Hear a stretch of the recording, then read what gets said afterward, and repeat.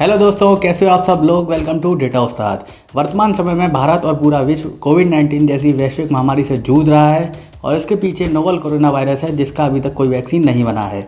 अभी तक पूरे विश्व में 60,50,000 से ज़्यादा लोग इस बीमारी की चपेट में हैं और 3,70,000 के आसपास लोगों की मौत हो गई है। इंडिया में ये आंकड़े देखें तो अभी तक 1,82,000 लोग इस बीमारी की चपेट में हैं और 5,169 से ज़्यादा लोगों की मौत हो गई है। बट मानव जाति के लिए अतीत में इससे भी महान विपत्तियां आई हैं और ये रोग और महामारी मानवता के लिए सबसे बड़ा ऐतिहासिक खतरा रही हैं। आज हम इतिहास के 10 सबसे बुरे महामारियों पर नज़र डालने जा रहे हैं और आपको बताएंगे कि हर एक कितना विनाशकारी है।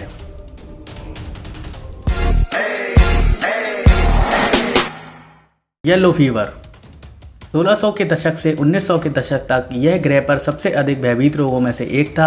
हालांकि वैज्ञानिकों का अनुमान है कि यह बीमारी शायद 3000 साल से भी अधिक पुरानी है। यह मच्छर के काटने से फैलने वाली एक बीमारी है। इस रोग में पीड़ित की त्वचा पीली पड़ जाती है, इसलिए इसका नाम येलो फीवर है। अगर इसका सही से उपचार ना किया जाए तो पीड़ित अक्सर 1 सप्ताह से 10 दिनों के भीतर मर जाते हैं। येलो फीवर जंगल की आग की तरह मच्छरों से भरे ट्रॉपिकल्स एरिया में फैला, जैसे कैरिबियन एंड अमेरिका के काफ़ी देश। शुक्र है वैज्ञानिकों ने तब तक इस बीमारी के खिलाफ एक बेहद प्रभावी टीका विकसित किया जो सस्ता और सुलभ था, जापानी स्मॉल पॉक्स। यह बीमारी वेरियोला मेजर वायरस के कारण फैली और यह बीमारी संपर्क के माध्यम से वायरस को फैला सकती है। इसकी मृत्यु की दर 30% से भी अधिक थी। 735 में उत्तरी क्यूशू नामक जगह से यह शुरू हुआ था और इसका प्रकोप 737 में अपने चरम पर पहुंच गया। तब तक माना जाता है कि इससे 10 लाख लोग मर चुके थे। हांगकांग फ्लू H3N2 फ्लू, जिसको हांगकांग फ्लू भी कहा जाता है, 20वीं शताब्दी में होने वाला तीसरा इन्फ्लुएंजा बीमारी है। बट ये अलग टाइप का वायरस है और ये अधिक कठोर वायरसों में से एक है। जब ये वायरस बॉडी में जाता है तब चुपके से बढ़ता है और इम्यूनिटी सिस्टम को कुछ पता नहीं चलता, और इससे पहले कि आपके इम्यून सिस्टम को कुछ पता चले कि ये क्या है, आप तब तक बहुत बड़ी परेशानी में आ जाते हैं। माना जाता है कि दुनिया भर में इसकी 2 साल की गतिविधियों में 10 लाख से 40 लाख लोगों की मौत हुई, जिनमें से अधिकतर की एज 60 साल से ज़्यादा थी। द एंटोनाइन प्लेग, इसको प्लेग ऑफ गैलन के नाम से भी जाना जाता है। गैलन एक चिकित्सक का नाम है जिसने पहली बार इसकी पहचान की थी। ग्रीस में फैलने से पहले ये बीमारी एशिया माइनर में प्रकट हुई और फिर ये रोम के बड़े शहरों में आग की तरह फैल गई। इसकी तबाही इतनी ज़्यादा थी कि एक दिन में 2 से 3,000 लोगों की मौत हुई। द थर्ड प्लेग कई भयानक श्रेणियों में एक रिकॉर्ड तोड़ने वाली बीमारी है। यह 1855 से लेकर 1959 तक न केवल 100 साल की अवधि में फैला था और इसने अलग अलग महाद्वीपों पर तबाही मचाई। 1894 में हांगकांग, 1896 में बॉम्बे, 1900 में सिडनी, 1901 में केप टाउन और उसके बाद 1924 में लॉस एंजलिस। इसके आतंक से लगभग 1,20,00,000 लोगों की मौत हुई।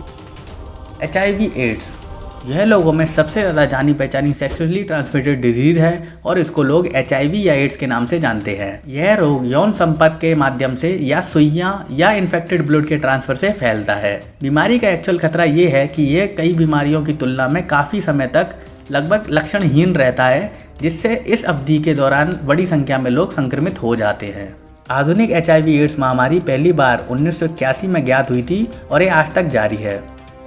वर्तमान में HIV एड्स के साथ लगभग 3,71,00,000 लोग रहते हैं और इसकी खोज के बाद इसने 2,50,00,000 से ज़्यादा लोगों को मार डाला है। शुक्र है पिछले कुछ दशकों में HIV एड्स पर शोध हुए हैं जो पीड़ितों को लंबे समय तक और उनकी बीमारी के बावजूद काफ़ी लंबा जीवन काटने में मदद करते हैं। प्लेग ऑफ जस्टिनाइन, इस प्लेग से लगभग 2.5 से 5 करोड़ लोगों की मौत हुई, जो उस समय की दुनिया की आबादी का लगभग 10% है। माना जाता है कि 6वीं शताब्दी में यह बीमारी चूहों और उसकी गंदगी से फैली थी।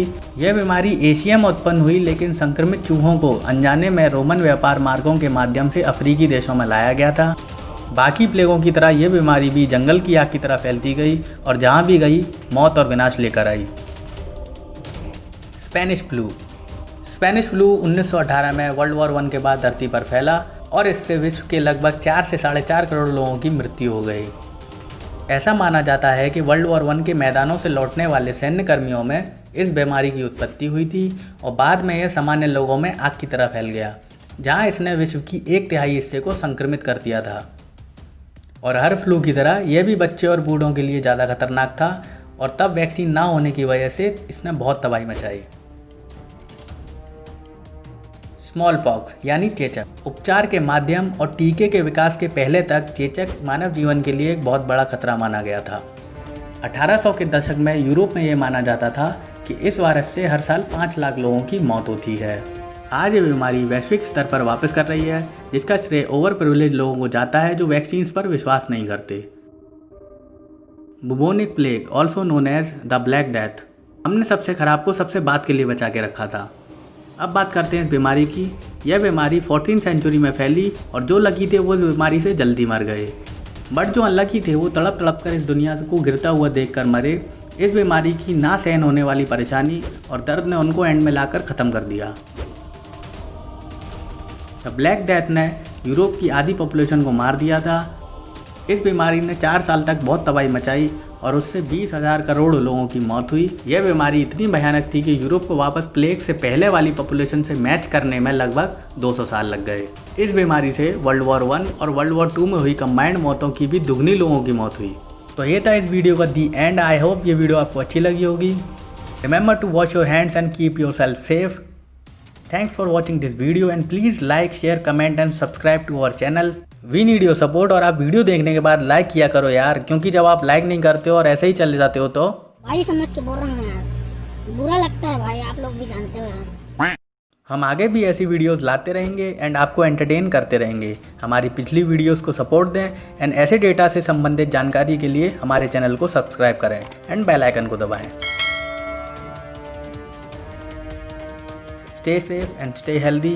मिलते हैं अगले वीडियो में। बाय।